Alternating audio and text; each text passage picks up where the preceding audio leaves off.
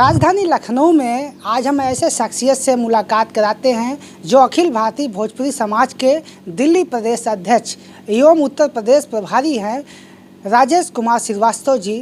तो हम जानना चाहेंगे समाज सेवा के क्षेत्र में किस तरीके से आए। मैं राजनीतिक क्षेत्र में बहुत दिनों से जुड़ा हूँ और मैं अपने छात्र संघ का उपाध्यक्ष भी रहा। तो काफ़ी दिनों से मैं राजनीतिक हलचल को देख रहा था। जो आज हिंदुओं की स्थिति है कि एकता नाम धीरे धीरे भंग हो रही है, इसमें हमने देखा कि अखिल भारतीय भोजपुरी समाज के राष्ट्रीय अध्यक्ष हमारे प्रभुनाथ राय जी 40 साल से सबको जोड़ने में लगे हुए हैं। बहुत प्रयास, अर्थक प्रयास, मेहनत करके वो सबको जोड़ते हैं, जोड़ने की कोशिश करते हैं।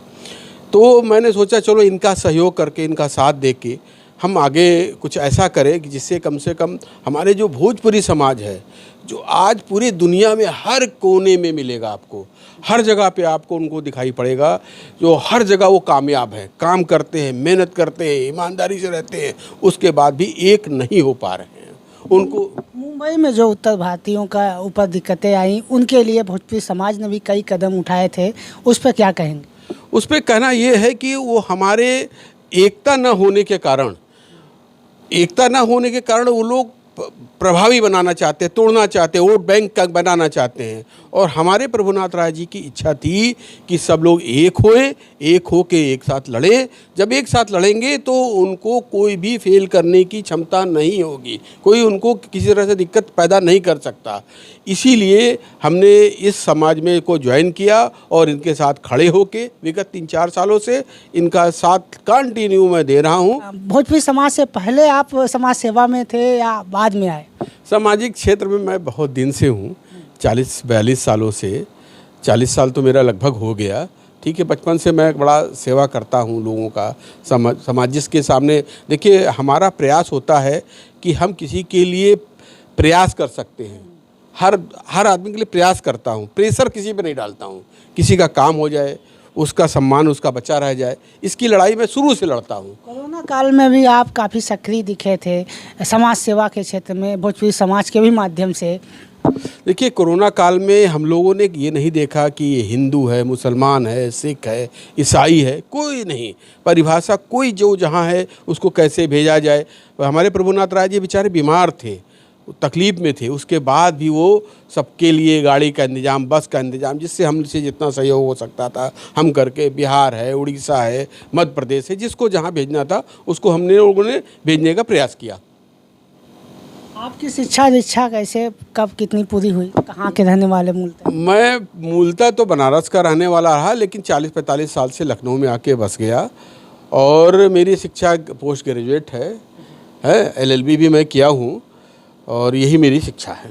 यानी कि पढ़े लिखे लोग समाज सेवा के क्षेत्र में अगर उभर के सामने आए तो एक अलग भी समाज में जग सकती है। ऐसे ही लोगों को आगे आना चाहिए। देखिए, पढ़ाई लिखाई तो ज़रूरी है, उसके साथ आज का जो विषय है वो ये इतना खतरनाक है कि हर आदमी जातिवाद के चक्कर में तोड़ना चाहता है, जोड़ने की सोच किसी के अंदर नहीं रह गई है। तो अब आज का देख लीजिए, हम लोग कहते थे भारत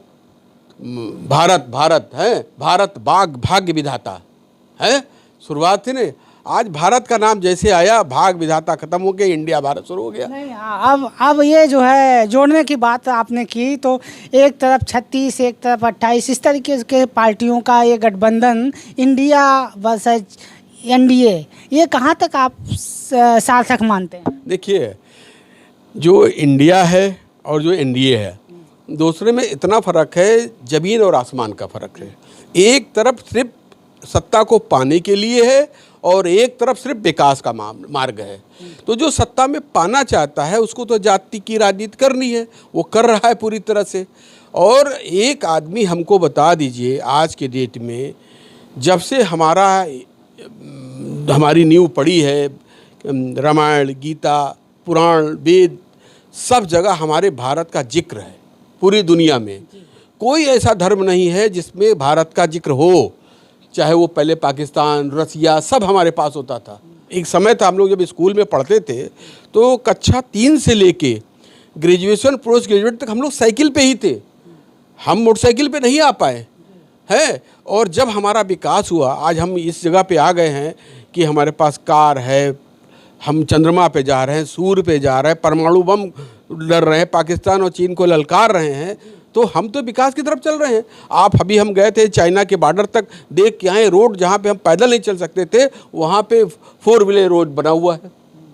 तो हम विकास की तरफ है। तो हमें पब्लिक भारत के दुनिया में कोने कोने में सब लोग विकास की तरफ ही जाना चाहते हैं। आप दुनिया किसी कोने में चले जाइए और हमारे जो भोजपुरी समाज के लोग तो पूरी दुनिया में साम्राज्य कर रहे हैं और इतने ईमानदार होते हैं, इतने मेहनती होते हैं, उनको भटकाने में आसान तरीका होता है। तो कुछ भी बोल दो, कुछ कह दो, लड़ने की कोशिश करें। लेकिन अब धीरे धीरे ये लोग एकजुट हो रहे हैं और उसका आपके चुनाव में आपको दिखाई देगा। लक्ष्य 2024 की तैयारी में सभी जिस तरीके से लगे हैं, हमारे उत्तर प्रदेश में वोट बैंक की राजनीति के बारे में क्या ख्याल है? सभी पार्टियां ज़्यादातर वोट बैंक की राजनीति करती आई। देखिए, वोट बैंक तो हो गई, अब बच्चों का खेल हो गया है। अब एक बात हमको समझाइए, अखिलेश जी इतने बढ़िया समझदार विदेश से पढ़ के आए हैं, राहुल जी भैया हमारे बहुत पढ़े लिखे आदमी हैं, विद्वान हैं, बड़े विद्वानों में माना जाता है। उनकी बहन प्रियंका जी बहुत बड़ी विद्वान है। इतने लोग विद्वान होने के बाद उनको पता है कि उनके परिवार में पिताजी, परदादी, परदादा, इन लोगों ने तैयार किया तो वोट बैंक अपना। वो सब लोग की सोच ये है कि उस वोट बैंक के हिसाब से अगर सब लोग इकट्ठा हो गए तो वोट बैंक खत्म। तो आदमी तो भ्रमित आज का हो गया। मैं अभी रास्ते में आ रहा था, पूछ रहा था लोगों से, भाई किसको जो कहे, भैया मैं तो प्योर कांग्रेसी था, अब मेरे समझ में नहीं आ रहा है, मैं तो कांग्रेस छोड़ रहा हूँ। हमने कहाँ जाओगे? कहे भैया बीजेपी। सपा वाले में एक महिला मुझे मिली, बोली कि अरे भैया हमारा पूरा परिवार यादव का, हम लोग जीवन भर उनके साथ रहे, मुलायम भैया के साथ, लेकिन आज की स्थिति हो गई है कि मुलायम भैया के लोग ही मेरे जान के दुश्मन हो गए हैं। और खाना हमको मोदी जी दे रहे हैं, राशन हमको मोदी जी दे रहे हैं, इलाज हमको मोदी जी कर रहे हैं, तो अब हम क्यों मोदी जी के साथ ना पड़ें? हम मोदी के लिए जाएंगे। ये है स्थिति आज की। मैं अभी आ रहा था तो हमारे मौलवी साहब हैं, पड़ोस में रहते हैं, उनका है, उनसे मेरी चर्चा हो रही थी। तो मैंने उनसे पूछा, ये बताइए जो आपका धर्म है, ईसा ने मुस्लिम आप मानते हैं आया है, लेकिन आपके यहाँ किसी किताब में भारत का नाम है क्या? तो उन्होंने कहा भारत का नाम क्यों रहेगा मेरा? हम क्या पाकिस्तान का नाम है? कहे नहीं पाकिस्तान का नाम है। तो हमने कहा कहीं देश, हमारे जो वेद पुराण रामायण भारत सब जगह जितने भी हमारे ग्रंथ हैं सब में भारत का नाम है। हमारे को मालूम है कि भारतवर्ष कैसे आया, भारत शब्द कहाँ का है। इसलिए मैं सबसे पुनः निवेदन कर रहा हूँ कि आप लोग भारत छोड़ के इंडिया में लगे रहिए, लेकिन भारत को छेड़िए नहीं तो पब्लिक आपको छोड़ेगी नहीं।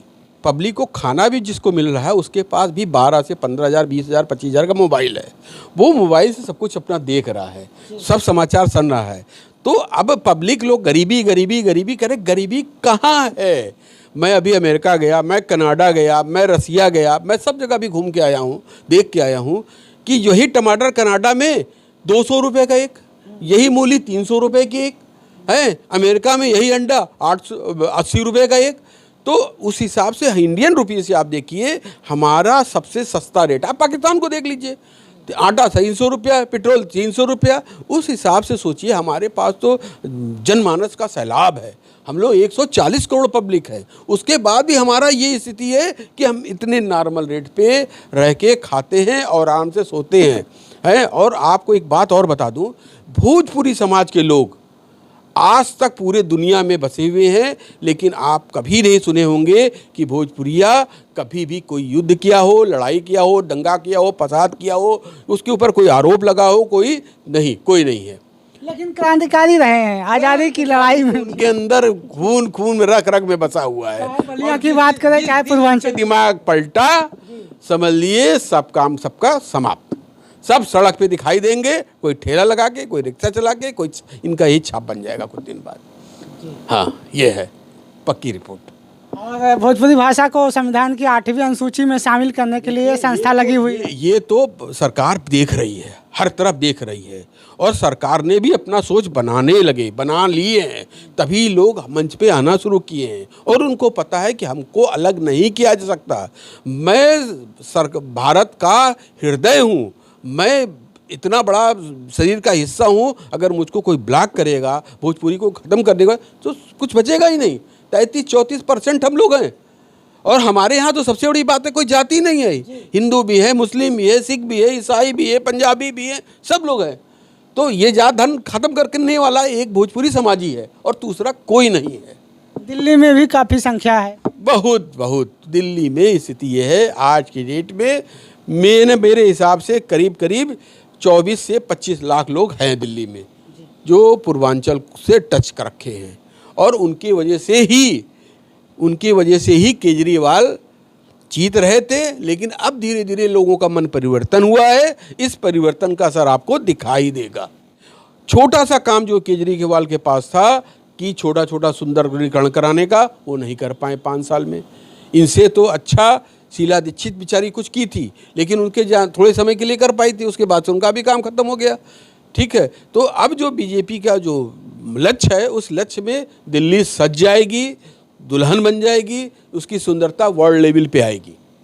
और उत्तर प्रदेश भी उसी दिशा में चल रहा है। उत्तर प्रदेश तो सिंगापुर को दब पीछे छोड़ता जा रहा है। इतनी स्पीड हो गई है, जितने साल में सिंगापुर बनने में टाइम लगा रहा, उतने साल में तो हमारा 1 साल में वो काम हो गया। आप घूम के देख लिए, यहाँ चोरी डकैती। आपको बताए पश्चिम उत्तर प्रदेश में क्या होता था कि लोग रात में गन्ना रखते थे, सवेरे गायब हो जाता था, लड़कियां स्कूल नहीं जा पाती थी।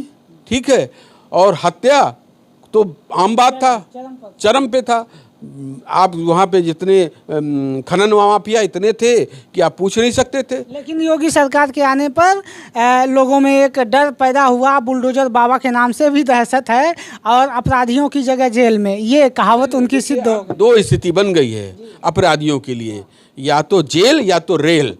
रेल में मतलब कि आप भागते रहो जान बचाने के लिए, और नहीं तो जेल के अंदर जाओ बस। और दूसरा उनके पास कोई जगह नहीं। हम रामायण से प्रेरित हैं, हम महाभारत से प्रेरित हैं। हमारे यहाँ रामायण में देखिए, जब हमको युद्ध लड़ना था तो हमने सबका सहयोग लिया, नहीं लड़ना था तब भी सहयोग लिया।